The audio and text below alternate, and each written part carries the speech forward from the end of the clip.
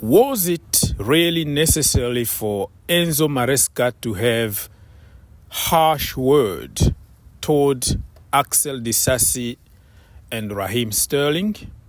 Just because your father was a fisherman and football players are making millions for kicking the ball, doesn't mean necessarily that they don't have feelings. I don't care if you are a millionaire, billionaire, or poor guy like me, we all have the same feelings. Talking to people like that, I really don't appreciate it. But I think this is the world that we are living in. People love to hear mean stuff like this.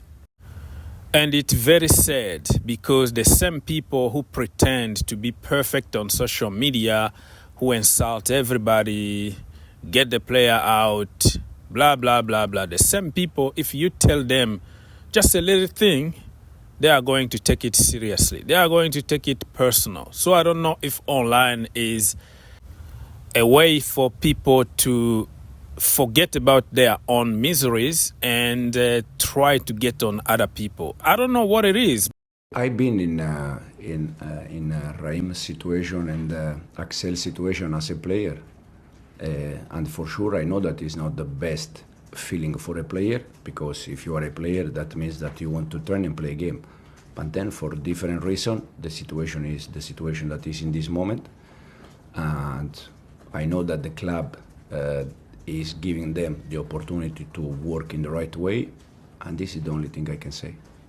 Feels like, from the outside, from what we've heard, you know, training separately, eating separately, not being apart, it seems quite extreme. Are you not worried about the long-term effect? I mean, what effect did that have on you when you were told to be by yourself and absolutely not be a part of what they signed up to be a part of? No, but I think I know that it's something that probably you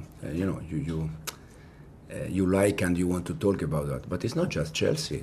It's any club in the world. I can promise you, Italy, Spain, England, France, USA, Brazil, any club in the world. When for any reason the player and the club doesn't find any solution, you give the player all the tools to do training session and to do everything. But if you are not involved in the squad, you are not involved in the squad. Again, I know that it's something that you like to talk about, but it's not about Chelsea. It's about any club in the world. I know, but it's about the human at the centre of this, isn't it? Like their health, their mental health.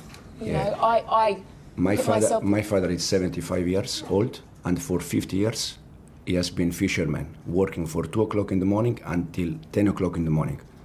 This is hard in life, not a player the way they work. So in this video, I wanted to talk about Axel Disasi coming back to the first team, training with Chelsea now. And the question is, who's next? It's going to be Raheem Sterling back in the first team? I don't know, but I'm going to just give you my humble opinion. You don't have to agree with me. We see football in different ways. If you ask many people in the Chelsea community why you hate Disasi, oh, because he wanted to leave. Why he wanted to leave? They can't answer you. It's one-sided kind of narrative in the community.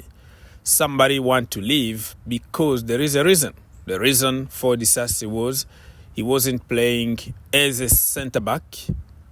He was playing as a right-back when we have 3 or 4 full-time right-backs that can play 1,000 times better than him. Are you going to be happy sitting on the bench? No. You have a chance to make it to the French national team. He was there. The last edition in Qatar, Disasi was there. And you want to play football to impress your national team coach, right? So, Disasi, because when he's not playing out of position, he's not playing at all. He's on the bench or not even in the team at all. My friend, put yourself in his situation. It's so easy to copy-paste stupid narratives about one-sided Black or white, he wanted to leave. So Maresca is right. This is business the end of the day. Drogba wanted to leave. Courtois wanted to leave. Piracek wanted to leave. Frank Lampard wanted to leave. Eden Hazard wanted to leave. The narrative that I see now is taking the next level because of social media thing. To have a viral post on social media, you have to hate somebody, create some stupid one-sided story so people can click, so you can be successful on social media. That is the problem. There is a reason behind it. How are you going to play that guy as right back when you have professional right backs in the team? But I'm just wasting my time because Chelsea community is just black or white. You are good, you are bad. Every time Disasi was absolutely crap is always when he plays out of position. When he plays in his natural position as a centre-back, my friend, is always 7, 8, and even 9 out of 10 performance. Captain, leader of Monaco. You don't get to this level by being a flop, all right? There is something that Disasi did good that Chelsea went and bought him. Probably he's not the Chelsea level, I'm going to give you that, but you can still get some very good performances here and there. Against Liverpool, score a goal, man of the match. Against Manchester City, man of the match. Against Arsenal, man of the match. Are you going to tell me that all of a sudden he's nobody, he need to go, and he's the worst transfer in the Chelsea history? Think about it. This is the problem we have in today's generation. The way we analyze football is completely different. If you have a bad game, you have a bad week, you have a bad season, all of a sudden, nothing else counts. You are just absolutely garbage.